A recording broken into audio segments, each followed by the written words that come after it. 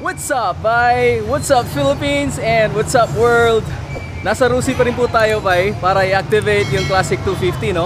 So, eto yung previous model, eto yung 2019. So, tingnan lang po na natin kung paano i-activate yung Classic 250. Tingin ko same, pare-pareho lang din naman, pero at least makaka-witness po tayo talaga ngayong araw po, no? So, stay tuned lang po, bye. So, same pa rin mga bye, yung gagawin yan, mag-extensil kayo, no? So, kukunin yung chassis number, tsaka yung engine number. Ayan, no? Tulad niya, no? Ano yan, bye? Chassis number? O, ayan. Yung chassis number po ulit, nasa, ano? Nasa, anong tawag yan? Neck? Ha? Neck. Ayan, neck nga, no? Okay. Nasa center post, nasa neck. Yun. So, yung engine number, same pa rin. Nasa ilalim siguro ng cambia. Tingnan natin yan mamaya. Pero, dito lang muna tayo. Hi nga pala kay Bay Ramram, oh. Yan, oh. Yan yung nag-activate dito palagi, no? Tsaka yung passion niya, uy. Bibidyo nga pala natin, Bay. Yung passion mo, susunod, ah. Kasi ride tayo bukas, eh. Siyempre, mabibidyoan natin yun. Naka-lowered po yung passion niya, Bay. Baka gusto nyo gayahin. Ayan, makikita nyo bukas. Ayan, so balik muna tayo dito sa Classic 250, Bay. Ito ulit yung previous model, no? Tingnan nga natin yung gulong niya. Ang size nito ay 110/90 by 17. Ay, di pala nakikita dito, no? Ayan, no? 110/90 by 17. Naka dual disc brake sa harap. Tapos naka oil cool tayo, mga pre. Ayan, Classic 250. So, yung oil nga pala is 1.3 liters. Yan, nakikita nyo dyan. Yan yung oil capacity. So, Euro 3. Ayan yung carb. Teka lang, ha. Ayan, Euro 3 engine yan. So, nandyan pa rin yung return. Tapos yung regulator valve nandito. Okay, napakalaki ng carb, no? So, syempre 250 yan, pati yung black malaki, no? So, eto regular bulbs lang, tapos yung ano din, yung ilaw sa harap regular lang din, halogen bulb. May parking light nga pala, regular lang din. Ayan, tangke ng ano, tangke ng brake fluid. So, eto, pinukunan na ng ano. Yan po yung engine number. Okay, nasa ilalim pa rin. Nasa tapat ng may cambio. Ayan, medyo madilim, no? Ayan, tingnan natin yan mamaya.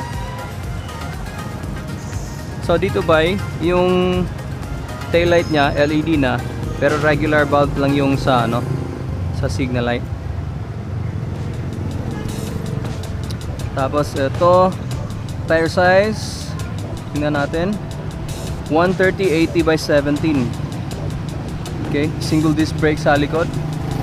Tapos yung shock naman, dalawang shock sa likod, may baso na. Ayan, nabanggit natin yan dati. Tapos ito yung tambucho nya. So, maririnig natin yan mamaya pag natapos ng may activate ito. Ayos. Dashboard nga pala, Bay. Hybrid na yung dashboard nito, no? Naka digital plus analog. So, RPM. Tapos, speedometer nandito. Makikita natin yan mamaya. At saka, yung gas gauge nandyan din. So, yung material niya nito, okay naman. Kasi nga, balita mga bay, no? Etong Classic kasi is, ano eh, galing sa mga kilalang motor sa labas eh. Ayan. So, ulit, binili lang ni Rusi, tapos binenta dito sa Pilipinas. Ayan. Ayan, maganda yung material. Tapos, yung clutch nito, ano, napakalambot. Napaka-convenient lang, no? So alam ko may mga classic user natin dyan. Pa-share naman po ng experience po ninyo. Napanood ko nga pala ito sa ano, no? Sa All About Wheels Manila. May entry sila na Classic 250. Ngayon ba yung sprocket combination nga pala nito is 46 by 15, no?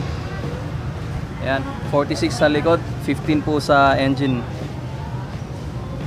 So eto ulit, same lang din yung stand tsaka yung center stand. And standard lang. Medyo against the light tayo, no?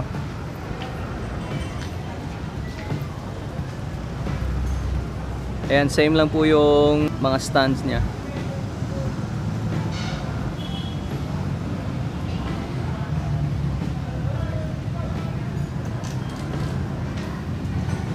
Napakalaki ng battery, oh. Ano yan ba? 12 N93B. Yan. So yan po yung battery ng Classic. So syempre, activate muna yung battery. So simple lang naman. Tatanggalin yung mga caps, tapos lalagyan ng battery solution. Yan. Kasi pre-activated ng mga battery ganyan eh. So kailangan lang ng liquid.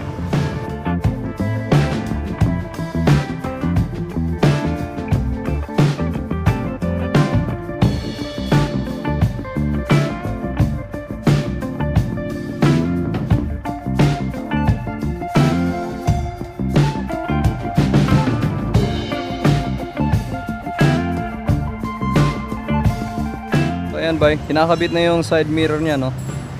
Astig na yung stock niyang side mirror bay, no? Ayan.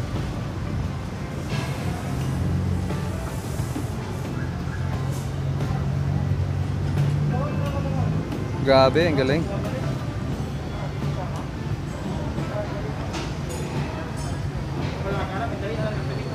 Tapos yan ngayon, battery, ayan, ready na. Tingnan natin kung saan nakakabit yung battery.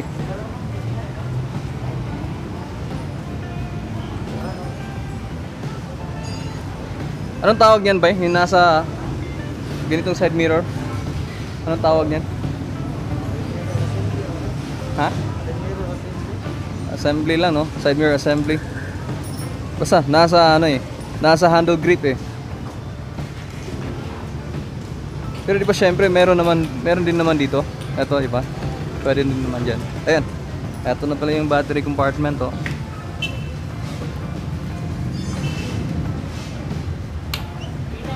Ayun, so may Allen wrench, tapos syempre buksan mo yan para may lagay.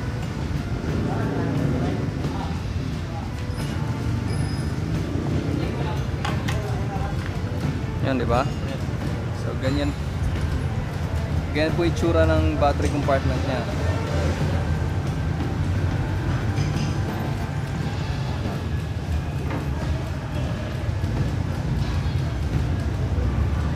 Ayan, syempre may hose pa rin, battery hose para dun sa mga excess fluid, no? Ayan, so syempre lalagyan ng gas. Ang fuel tank nga pala nito nasa 15 to ba, no? 15 liters. Dami na, no? 15 liters gas capacity. Napaka-astig talaga tingnan ng Classic, boy. Yan, no?